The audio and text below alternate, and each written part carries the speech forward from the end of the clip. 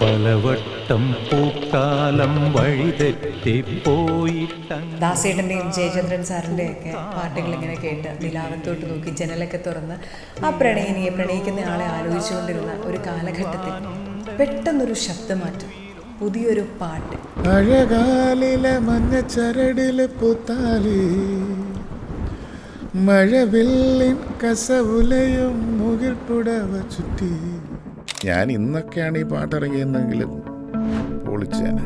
കറുത്ത മുത്ത് എന്നെല്ലാം പറയുമ്പോൾ even though it's a motivating thing, അതിന് വേറൊരു ഫ്ലേവറും കൂടി ഉണ്ട്. തീർച്ചയായും ഈ പറഞ്ഞതുപോലെ ഒരു എന്താണ് ഒരു ഡിവിഷൻ ഫീൽ ചെയ്തിട്ടുണ്ട്. അതൊരിക്കലും ഇല്ല നമുക്ക് പറഞ്ഞു മാറാൻ പറ്റില്ല. അത് കറക്റ്റ്. പല സമയങ്ങളിലും നമുക്ക് നെഗറ്റീവായിട്ടുള്ള സംഭവങ്ങൾ നമ്മളെ വീണ്ടും ഫ്രണ്ടിലേക്ക് പോകാനായിട്ടൊരു ഊർജ്ജം തരുമെന്ന് പറയുന്നത് വളരെ കറക്റ്റായിട്ട് എപ്പോഴും തോന്നിയിട്ടുണ്ട്. ഇപ്പം ഈ വളരാനായിട്ടുള്ള അപ്പൻ്റെ ഒരു ഹെൽപ്പ് ജീവിതത്തിൽ വലിയൊരു പങ്കായിരുന്നു. അതുപോലെ പെങ്ങളും ഒരു വല്ലാത്തൊരു വിടവ്, അങ്ങനെ ഒരു തീർച്ചയായിട്ടും അതുണ്ട്. അത് എന്തായാലും നഷ്ടം തന്നെയാണ്. ഒന്നിനും നമ്മളെ പിടിച്ചു നിർത്താൻ പറ്റില്ല. അതൊരു ഫാക്റ്റാണ്. മമ്മൂക്കയുടെ മോളുടെ മൈലാഞ്ചി കല്യാണത്തിന് മദ്യപിച്ച് ലക്ക് കെട്ട ഒരാളൊരു പാട്ടുപാടി. എന്നെ അറിയാന്നുള്ള എല്ലാവർക്കും അത് സർപ്രൈസാണ്. ഞാൻ പാടേയില്ലായിരുന്നു. അതാണ്, ആരും പറഞ്ഞാൽ വിശ്വസിക്കില്ല. ഇൻട്രോവേർട്ടഡ് ആണ് ആയിരുന്നു, ഇപ്പൊ അല്ല. ഇപ്പൊ ഞാൻ കട്ട എക്സ്ട്രോവേർട്ടാണ്. മനസ്സിലാവും. സ്റ്റേജൊക്കെ കണ്ടു നോക്കണം, ഓടി തള്ളും ഞാൻ സ്റ്റേജിലൊക്കെ. ഏതെങ്കിലുമൊക്കെ ഒരു പോയിന്റിൽ തോന്നിയിട്ടുണ്ടോ പാടി ആ ഓഡിയൻസിനിടയിലേക്ക് എടുത്ത് ചാടി നിന്നിട്ടുള്ള അത്തരം സാധനങ്ങളൊക്കെ ചെയ്യണം? എടുത്ത് ചാടാൻ വേണ്ടി എനിക്ക് പലപ്പോഴും തോന്നിയിട്ടുണ്ട്. ഇവന്മാർ മാറാതിരുന്നാൽ മതി. നമ്മൾ എടുത്ത് ചാടുന്ന സ്ഥലത്തുനിന്ന് കുറച്ച് ക്യാരക്ടർ ചേഞ്ചിലൊക്കെ വരുന്നത് ഇപ്പോൾ യൂണിവേഴ്സിറ്റി കോളേജിലിട്ട് വന്നതിന് ശേഷമാണ്. അവിടുത്തെ പയ്യന്മാർ നല്ലൊരു മാർഗം എനിക്ക് കാണിച്ചു തന്നു. ഞാൻ നല്ലതായി.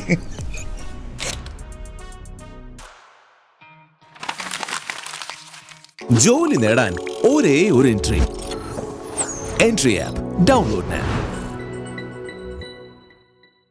Sometimes music is the only medicine that the heart and the soul needs. 90s കിഡ്സിന് ഞാൻ പറയുന്നത് കുറച്ചും കൂടി കണക്റ്റ് ആവും. കാരണം അന്ന് വരെ ഒരു ടീനേജ് പ്രണയത്തിലുള്ള ഒരാൾ ദാസേട്ടൻ്റെയും ജയചന്ദ്രൻ സാറിൻ്റെയൊക്കെ പാട്ടുകൾ ഇങ്ങനെ കേട്ട് നിലാവത്തോട്ട് നോക്കി ജനലൊക്കെ തുറന്ന് ആ പ്രണയിനിയെ പ്രണയിക്കുന്ന ആളെ ആലോചിച്ചുകൊണ്ടിരുന്ന ഒരു കാലഘട്ടത്തിൽ പെട്ടെന്നൊരു ശബ്ദമാറ്റം, പുതിയൊരു പാട്ട്. പിന്നീട് ആ പാട്ട് ട്രെൻഡായി മാറുന്നു. അന്ന് വരെയുള്ള പല സങ്കല്പങ്ങളെയും പൊളിച്ചെഴുതിയ ആ പാട്ടിൻ്റെ ഉടമയെ തേടി എല്ലാവരും നടന്നു. മാഗസിനുകളിലും അതുപോലെ പത്രങ്ങളിലുമൊക്കെ ഈ ഒരാളെക്കുറിച്ചുള്ള വാർത്തകൾ തിരഞ്ഞു, അയാളെ കണ്ടുപിടിച്ചു. ആ ആളാണ് ഇന്ന് ലൈഫ് ബിഹൈൻഡ് ദി മൈക്ക് പോഡ്കാസ്റ്റിലുള്ളത്. ഞാൻ റീനു. എനിക്കൊപ്പം ഒരു dream come true moment Jassie ഗിഫ്റ്റാണ്. ചേട്ടാ, വെൽക്കം. Thank you. ഈ പറഞ്ഞ പോലെ ഞാൻ പഠിക്കുന്ന സമയത്ത് ലജ്ജാവതി എന്ന പാട്ട് വരികയാണ്, ടി വിയിൽ വരുന്നു, മാഗസിനിൽ വരുന്നു. അത് കണ്ടിരുന്നിട്ട് നമ്മുടെ മനസ്സിൽ ഇതെവിടായിരുന്നു ഇത്രയും കാലം എന്നുള്ളൊരു ചോദ്യമായിരുന്നു. അപ്പം ആ ഒരു സമയത്തെ ഒരു ഹൈപ്പിൽ ജീവിതം മാറി മറിഞ്ഞോ? ആ സമയം ഞാനും എൻ്റെ MPhil പഠനം കഴിഞ്ഞ് നിൽക്കുന്ന ടൈമായിരുന്നു. അത് ഒരു കമ്പോസർ ആയി മാറുകയായിരുന്നു. ആ പടത്തോടുകൂടി കമ്പോസറായി മാറുകയായിരുന്നു. പാട്ടിൻ്റെ പെട്ടെന്നുള്ള ഒരു ഹൈപ്പ് സത്യം പറഞ്ഞാൽ ആകർഷകമായിട്ട് തോന്നിയത് കുറേ നാൾക്ക് ശേഷമാണ്. ആ സമയത്ത് നമുക്കിത് എന്താണ് നടക്കുന്നതെന്നൊരു വലിയൊരു ഐഡിയ കിട്ടില്ല. പാട്ട് പോപ്പുലറാകുന്നു, ഒത്തിരി സ്റ്റേജുകളിൽ പാടുന്നു, അങ്ങനെ ഒരു പ്രോസസ്സിലൂടെ ഞാനും ആ സമയത്ത് അതിൽ തന്നെയായിരുന്നു. അപ്പോൾ അത് കാരണം അതിനകത്തുള്ളൊരു ഹൈപ്പ് ഫീൽ ചെയ്യാൻ വീണ്ടും എനിക്ക് ആക്ച്വലി ഒരു വർഷമൊക്കെ കഴിഞ്ഞതിന് ശേഷമാണ് കറക്റ്റ് ആ പാട്ടിൻ്റെ ഒരു ബെറ്റർ സ്റ്റേജിലോട്ട് എനിക്ക് നോക്കാൻ കഴിഞ്ഞത്. അതന്നും കിട്ടുന്നൊരു സംഭവം എനിക്ക് ഇപ്പോഴും ഫീൽ ചെയ്യുന്നുണ്ട്. അന്ന് ഈ മാഗസിൻസിലൊക്കെ വെച്ചിട്ടാണ് ഞാൻ ഫോട്ടോ കണ്ടുപിടിക്കുന്നത്. കാരണം വളരെ ക്യൂരിയസ് ആണ് ഇയാളുടെ മുഖം കാണാനായിട്ട്. അപ്പോൾ അന്നത്തെ ഇന്നത്തെ തമ്മിലൊരു വ്യത്യാസം എന്ന് പറഞ്ഞിട്ടുണ്ടെങ്കിൽ അന്ന് തല നിറയെ മുടിയുണ്ടായിരുന്നു, മുഖത്ത് ഈ കണ്ണട ഇല്ലായിരുന്നു. ഏത് സമയത്താണ് മുഖത്ത് കണ്ണട കയറുകയും മുടി ഇറങ്ങുകയും ചെയ്തത്? കണ്ണാടി എന്ന് പറയുമ്പോൾ നമുക്കതിനൊരു എന്താണ്, ഇപ്പം നമ്മൾ സ്റ്റേജിലാണെങ്കിലും സെഷൻസിലാണെങ്കിലും നമുക്ക് ഹൈഡ് ചെയ്യാനുള്ള ഒരു ഒബ്ജക്റ്റായിട്ട് എപ്പോഴും ഇങ്ങനെ കൊണ്ട് നടക്കാറുണ്ട്. എങ്കിലും നമ്മൾ ഷോസിലൊക്കെ നിൽക്കുമ്പോഴത്തേക്ക് നമുക്ക് കുറച്ചൊരു ബെറ്ററായിട്ട്, അത് ഞാൻ പലരുടെയും കണ്ട് ഞാൻ ചെയ്യുന്നതാണ് കേട്ടോ, ഞാൻ സ്വന്തം ഒരു ഐഡിയയിലല്ല. അത് കഴിഞ്ഞ ഒരു 6-7 വർഷമായിട്ടുള്ളതാണ്. നേരത്തെ അങ്ങനെ ഇല്ലായിരുന്നു. അപ്പോൾ അതൊക്കെ അതിൻ്റെ ഒരു എന്താണ് അറിയാമല്ലോ, നമ്മൾ ഗ്രാജുവലായിട്ട് കുറേ വർഷം കഴിയുമ്പോഴത്തേക്ക് ഒത്തിരി കാര്യങ്ങൾ നമുക്ക് ചെയ്യണമെന്ന് തോന്നും, ഒത്തിരി കാര്യങ്ങൾ വീണ്ടും പഠിച്ച് അപ്ലൈ ചെയ്യണമെന്നൊക്കെ തോന്നും. അങ്ങനത്തെ ഒരു സ്റ്റേജാണ് ഇപ്പോഴും ചെയ്യുന്ന ഒരു ലൈവും പണ്ടത്തെ ലൈവും തമ്മിലുള്ള വ്യത്യാസം സ്റ്റേജ് ഷോസ് ചെയ്യുമ്പോഴേ എനിക്കും ഫീൽ ചെയ്യാറുണ്ട്. പണ്ടും ഇന്നും തമ്മിലുള്ള ഒരു വലിയൊരു വ്യത്യാസം ഉണ്ട്. ചേട്ടാ, ഞാൻ കേട്ടിട്ടുള്ള ഒരു ഗോസിപ്പാണ്, ഫോർ ദ പീപ്പിൾ ഇറങ്ങി കഴിഞ്ഞ സമയത്ത് കേട്ടതാണ്. അതായത് മമ്മൂക്കയുടെ മോളുടെ മൈലാഞ്ചി കല്യാണത്തിന് മദ്യപിച്ച് ലക്ക് കെട്ട ഒരാളൊരു പാട്ടുപാടി, അത് പിന്നീട് സിനിമയിലേക്ക് എടുക്കുകയാണ് ഉണ്ടായത്. അപ്പോൾ ഈ ഗോസിപ്പിനെ കുറിച്ച് പിന്നീട് ചേട്ടൻ പ്രതികരിച്ചൊന്നും ഞാൻ കേട്ടിട്ടില്ല. സത്യത്തിൽ എന്താണ് സംഭവിച്ചത്? ഇതിൽ ഒറിജിനലായിട്ട് ഇത് ഫോർ ദ പീപ്പിൾ അതിൻ്റെ മാസ്റ്ററൊക്കെ ആയതിനു ശേഷം ഈ പാട്ട് ആ സമയത്ത് അന്നത്തെ ജൂക്ക് ബോക്സുകളിലൊക്കെ വന്നു തുടങ്ങി. ഓഡിയോ റിലീസായിട്ടില്ല. ഇതിൻ്റെ ഒറിജിനൽ മാസ്റ്റർ കോപ്പി ആദ്യമായിട്ട് പ്ലേ ചെയ്യുന്നത് അദ്ദേഹത്തിൻ്റെ അവിടെയാണ്, മൈലാഞ്ചി കല്യാണത്തിനായിട്ട് ആദ്യം പ്ലേ ചെയ്യുന്നത്. അങ്ങനെ വെളിയിലുള്ള ഒരു ഓഡിയൻസ് ആദ്യമായിട്ട് കേൾക്കുന്നത് അവിടെ നിന്നാണ്. അതാണ് അതിൻ്റെ യഥാർത്ഥ ഒരു വാസ്തവാലിറ്റി എന്ന് എനിക്ക് പറയാൻ പറ്റും. അത് പെർഫോം ചെയ്തില്ലായിരുന്നു ആ സമയത്ത്. അവിടെ നിന്നാണ് ആദ്യമായിട്ട് അതിൻ്റെ CD മാസ്റ്റർ കോപ്പി ഞങ്ങൾ പ്ലേ ചെയ്യുന്നത്. അവിടെ നിന്നാണ് ഓഡിയോ ആദ്യം പോകുന്നത്. മദ്യപിച്ച് ലക്ക് കിട്ട സ്റ്റേജിൽ ചേട്ടൻ ഡാൻസ് ചെയ്തതല്ല? അന്ന് ഞാൻ മദ്യപിക്കില്ലായിരുന്നു, പിന്നെയാണ് സ്റ്റാർട്ട് ചെയ്തത്. ശരിക്കും അത് നമ്മൾ ആലോചിച്ച് നോക്കുമ്പോൾ വളരെ ക്രൂരമായിട്ടുള്ളൊരു കാര്യമാണ് നമ്മൾ കേൾക്കുക. അതായത് നമ്മൾ ഇത്രയും ആവേശത്തിൽ, അല്ലെങ്കിൽ നമ്മളായി തന്നെ ഒരു പാട്ട് ചെന്ന് പാടിക്കഴിയുമ്പോൾ, പ്രത്യേകിച്ച് പഠിച്ചിറങ്ങുന്ന ഒരു സമയമൊക്കെ ഈ പാട്ട് പുറത്തേക്ക് വരണേ. അപ്പം അത് ശരിക്കും ഭയങ്കര ക്രൂരമാണ്. അപ്പോൾ ആ സമയത്ത് നമുക്ക് ഇത്രയും മെച്യൂരിറ്റിയോ അല്ലെങ്കിൽ ഇത്രയും വരുന്നു നമ്മുടെ ഈ ചെവി കൂടെ കേട്ട് ആ ചെവി കൂടെ കളയാന്നുള്ളൊരു ഇതൊന്നും ഉള്ളൊരു പ്രായമല്ല. അത് വേദനിപ്പിച്ചിരുന്നോ?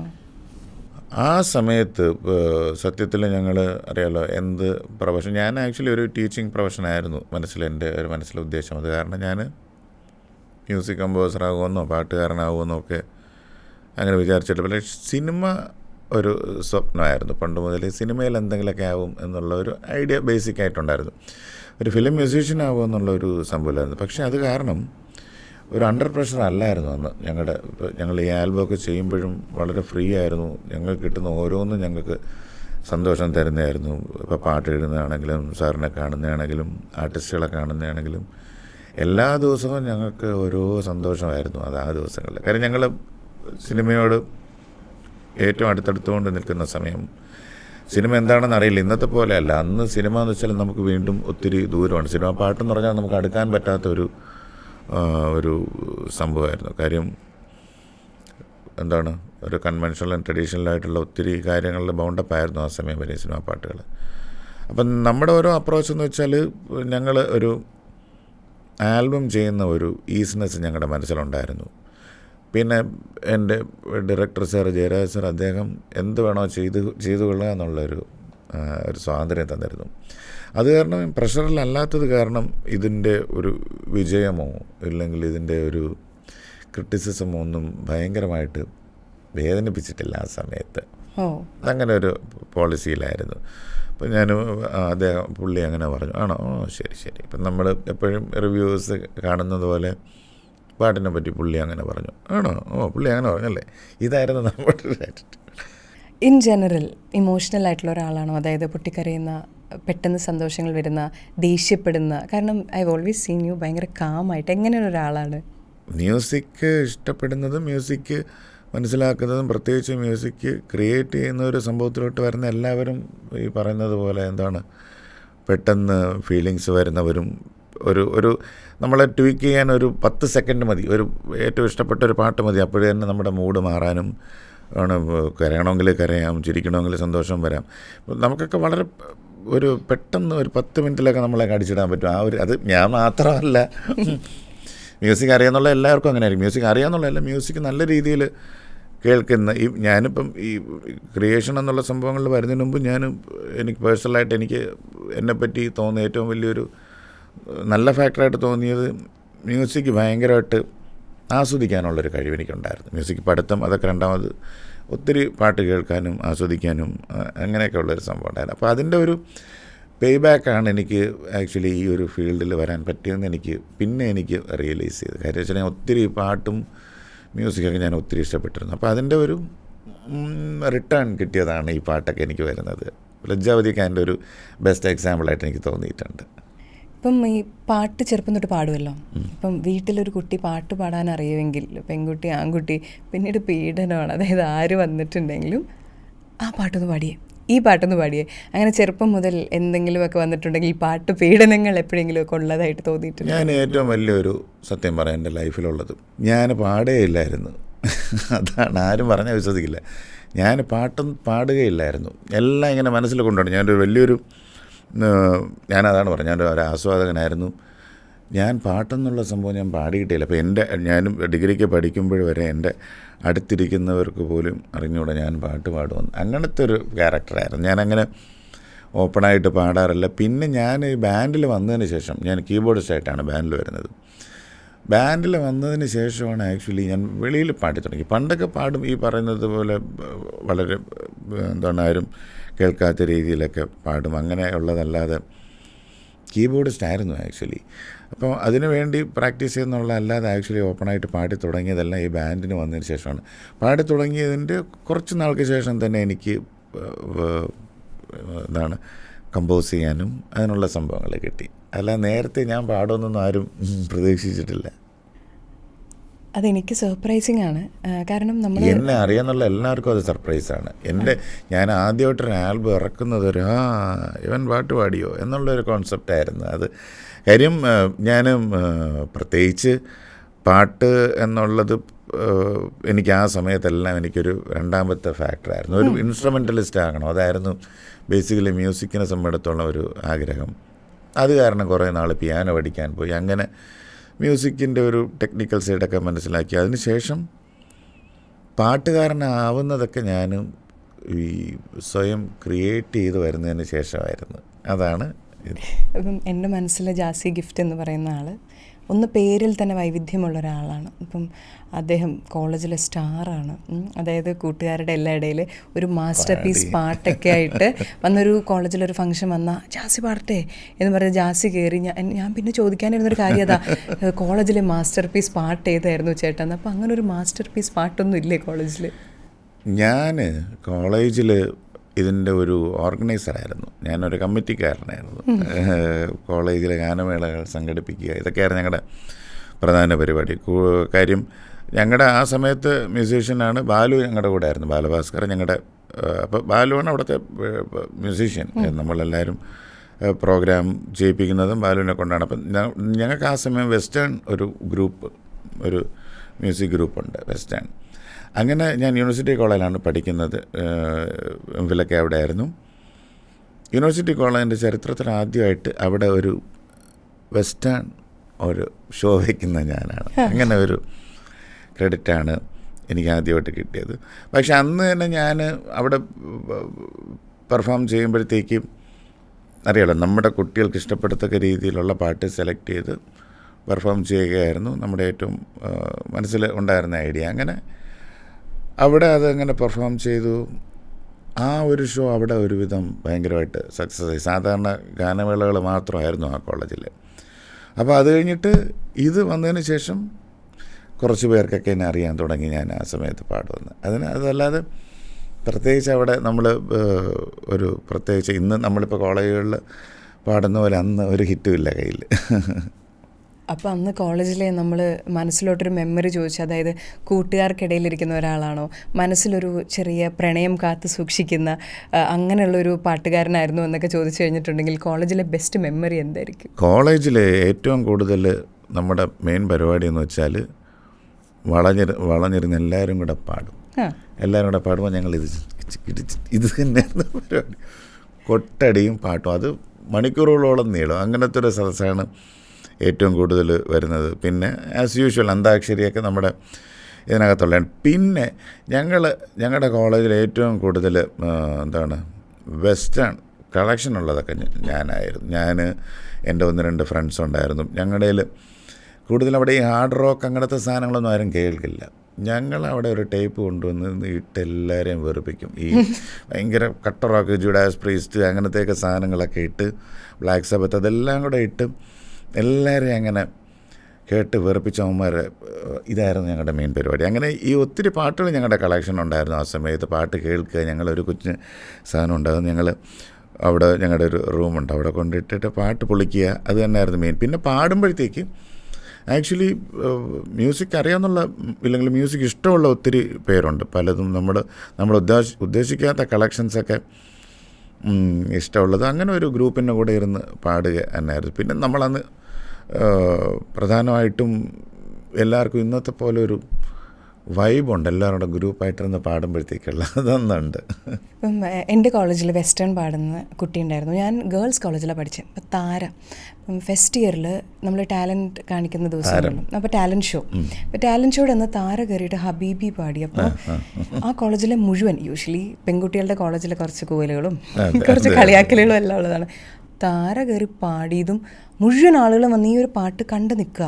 എൻ്റെ മനസ്സിൽ ഇപ്പോഴും താര നിന്നത് ഇട്ട ഡ്രസ്സ് പോലും എനിക്ക് ഓർമ്മയുണ്ട്. ബിക്കോസ് അത്രയും സ്ട്രൈക്കിംഗ് ആയിട്ട് അത് വെസ്റ്റേൺ പാട്ട് പാടുക. അന്ന് ഞാൻ വിചാരിച്ചിട്ടുണ്ട്, ഇവിടെ ആൺപിള്ളേരുണ്ടായിരുന്നെങ്കിൽ ഇന്ന് എല്ലാവരും ഇന്ന് താര ഗേൾ ഫ്രണ്ട് ആവണമെന്ന് ആഗ്രഹിക്കുന്നു ഞാൻ വിചാരിച്ചിട്ടുണ്ട്. ഇതുപോലെ പാട്ട് പാടുന്ന ഓർഗനൈസ് ചെയ്യുകയാണെങ്കിൽ നമ്മൾ ഒരിക്കൽ പാടിയ ഈ ശബ്ദം ക്ലിക്കാവും. പ്രത്യേകിച്ച് പാട്ടുകാരോട് വല്ലാത്തൊരു ആരാധനയാണ്. നിങ്ങൾ കോളേജിൽ പഠിച്ച സമയത്തൊന്നും ഒരു പെൺകുട്ടിയെ വന്നിട്ട് ഈ പാട്ട് കേൾക്കാണ്ട് എനിക്ക് ഉറങ്ങാൻ പറ്റില്ല എന്നും പറഞ്ഞ് പാട്ട് പാടിത്തരാൻ വരികയോ അങ്ങനത്തെ ഒരു പ്രണയമോ അങ്ങനെ ഒന്നും ഉണ്ടായിട്ടില്ല. ഉറങ്ങാൻ വേണ്ടി പാട്ട് പാടുന്ന സംഭവം നോക്കണ്ട, അതെന്തായാലും നടക്കില്ല. ഞാൻ കോളേജ് സമയത്ത് കൂടുതലും ഒരു കുഞ്ഞ് പഠിപ്പിസ്റ്റായിരുന്നു. അത് വലിയ രീതിയിലല്ലെങ്കിലും പ്രത്യേകിച്ച് ഒരു ഭയങ്കരമായിട്ടുള്ള ഈ ഒരു എക്സ്പോഷർ പണ്ട് മുതലേ ഞാൻ അങ്ങനെ മനസ്സിൽ ആഗ്രഹിച്ചിട്ടില്ല. ഒരു ഒതുങ്ങി കഴിയാന്നുള്ളൊരു സംഭവത്തിൽ ആണ് ഇരുന്നത്. പിന്നെ പല കാരണങ്ങൾ കൊണ്ടും വേറെ ഒരു സംഭവങ്ങളിലോട്ടൊന്നും പോയിട്ടില്ല. അതാണ്. ഇപ്പോൾ പഠിക്കുന്ന കാര്യം പറഞ്ഞല്ലോ. ഇപ്പം അച്ഛൻ ഒത്തിരി പേർക്കും പലപ്പോഴായിട്ട് പറഞ്ഞ് കേട്ടിട്ടുണ്ടായിരിക്കും ഇസ്രായേൽ കേരള യൂണിവേഴ്സിറ്റിയുടെ രജിസ്ട്രാർ ആയിരുന്നു. അപ്പം അതിൻ്റെ ഒരു ഇൻഫ്ലുവൻസിൽ നിന്നാണോ ഇപ്പോൾ താങ്കൾ ഡോക്ടറേറ്റ് ഉള്ള ഒരാളാണ് ഫിലോസഫിയിൽ, അങ്ങനെ ഒരു സംഗീതജ്ഞനെ ഞാൻ കേട്ടിട്ടില്ല നിങ്ങളുടെ കൂട്ടത്തിൽ. അപ്പോൾ അത് അച്ഛൻ തന്നൊരു നിർബന്ധമാണോ, പഠനം ഇതിൻ്റെ കൂടെ കൊണ്ടുപോകണം, അതോ നമ്മുടെ ഉള്ളിൽ നിന്ന് തന്നെ ഇതെനിക്ക് അത്യാവശ്യമാണെന്നുള്ളൊരു ചിന്തയാണോ? രണ്ട് രീതിയിലുണ്ട്. പപ്പയ്ക്കൊരു നിർബന്ധം ഉണ്ടായിരുന്നു, അത് ചെയ്യണം, പഠിക്കണമെന്നുള്ളൊരു ആവശ്യം തന്നെ ആയിരുന്നു. കാര്യം ഞങ്ങൾ ആ സമയത്ത്, ഞാനൊക്കെ പഠിച്ചു വരുന്ന സമയത്ത് അറിയാമല്ലോ, പ്രത്യേകിച്ച് ട്രിവാൻഡ്രം എന്ന് പറയുമ്പോൾ അവിടെ ഈ പാട്ടിനും ഇന്നത്തെ പോലെ അന്ന് ഇല്ല. അന്ന് സിനിമയാണെങ്കിലും പാട്ടാണെങ്കിലും ഒരു തനതായിട്ടുള്ള അതൊരു പ്രൊഫഷനാക്കാൻ വേണ്ടി ആർക്കും ഒരു ധൈര്യമില്ല. ഇന്നും ഞാൻ പലരോടും സജസ്റ്റ് ചെയ്യുന്നത് പഠിച്ചിട്ട് ആദ്യം പഠിക്കുക, പിന്നെ പാട്ടും എന്താണെന്ന് വെച്ചാൽ ചെയ്യുക. ബേസിക്കായിട്ടൊരു സംഭവം. അത് പാട്ടിൽ പണ്ട് മ്യൂസിക്കാണെങ്കിലും നമ്മുടെ ഇന്നത്തെ പോലെ സ്കോപ്പ് വളരെ കുറവായിട്ട് ഉള്ളൊരു സംഭവമായിരുന്നു. അപ്പോൾ ഇത് കാരണം ഇതെങ്ങനെ ജീവിതം മുന്നോട്ട് കൊണ്ടുപോകാൻ പറ്റുമെന്നൊക്കെ ഉള്ളൊരു സംഭവമായിരുന്നു പഴയ ഒരു മ്യൂസിക് ഇൻഡസ്ട്രി ആണെങ്കിലും ഫിലിമാണെങ്കിലും. പക്ഷെ അതിന് ഒത്തിരി മാറ്റങ്ങൾ നമ്മുടെ ഈ ഇൻ്റർനെറ്റും എല്ലാം കൂടിയതിന് ശേഷം മാറി. എല്ലാവർക്കും അപ്പന നമുക്ക് കണ്ടൻറ്റ് ചെയ്യാനുള്ളൊരു സമയം കിട്ടി. ഇതുപോലെ അന്ന് ഒന്നും പറ്റില്ലായിരുന്നു. അറിയാമല്ലോ, നമുക്ക് അന്ന് ഒരു ഫോട്ടോ എടുക്കാനോ ഒരു റെക്കോർഡ് ചെയ്യാനോ ഒന്നും പറ്റില്ല. വലിയ സ്റ്റുഡിയോ തന്നെ വേണം. ഇന്നെല്ലാം കൂടെ ഒരു ലാപ്ടോപ്പ് മതി, നമുക്കൊരു സിനിമ ചെയ്തിറക്കാം. അങ്ങനെ ഒരു സംഭവം. അത് ഇന്ന് ഫെസിലിറ്റീസ് കൂടുന്നത് കാരണം അന്ന് നമ്മളെല്ലാവരും വളരെ ഡൗട്ട്ഫുള്ളായിരുന്നു. കാര്യം നമുക്കങ്ങനെ വളരെ ഒരു മ്യൂസിക്കായിട്ടുള്ളൊരു ബാക്കപ്പ് തരാൻ ആരുമില്ല. അപ്പോൾ ഇതെങ്ങനെ കൊണ്ടുപോകുമെന്നുള്ളൊരു ചിന്ത എല്ലാവരെയും അലട്ടിക്കൊണ്ടിരുന്നു. അപ്പം സാധാരണ മാതാപിതാക്കൾ ആഗ്രഹിക്കുന്നതും പഠിച്ചൊരു ഒരു സർക്കാർ ജോലി. ഇത് പണ്ടത്തെ ഒരു ട്രിവാൻഡ്രം കോൺസെപ്റ്റ് വെച്ച് നോക്കുമ്പോഴത്തേക്ക് ഞങ്ങളെയൊക്കെ മനസ്സിലാക്കിയിരുന്ന അതാണ്. അത് കാരണം പഠിത്തത്തിൽ ആദ്യം മുതലേ കുറച്ച് ശ്രദ്ധ കൊടുത്തിരുന്നു. കാര്യം പാട്ടാണെങ്കിലും ഗിറ്റാർ വായനയാണെങ്കിലും എല്ലാം ഇതിൻ്റെ സൈഡിൽ കൊണ്ടുപോയാൽ മതിയെന്ന് പറഞ്ഞിരുന്നു.